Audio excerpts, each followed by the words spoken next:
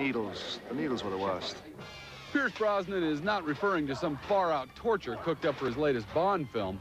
While shooting a fight sequence, Pierce was headbutted, splitting his lip. I got dinged the other day. One of these guys decided to get very frisky. So his head snapped back on this little set in here, and it just opened it up. 8 stitches inside. The injury could have had a serious impact on the movie. You have stitches on the outside, that means I was going to be off for a week. So I want to get this picture done. Makeup covers the telltale signs, and the action continues. I have my corset on. I'm ready to be taken up there, hoisted, in the name of Bond. When it comes to stunts and special effects, few see as much action as Agent 007, and this latest film is no exception. We jump out onto the roof.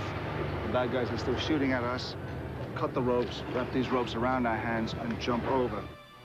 Shooting the scene requires a stunt man and stunt woman to hang by a rope more than a dozen stories in the air.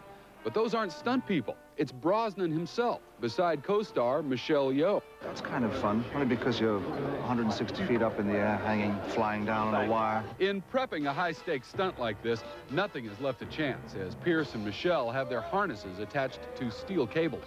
Around the groin area, it gets a little tense at times. It makes you kind of pucker up slightly, especially if you put your harness on the wrong way.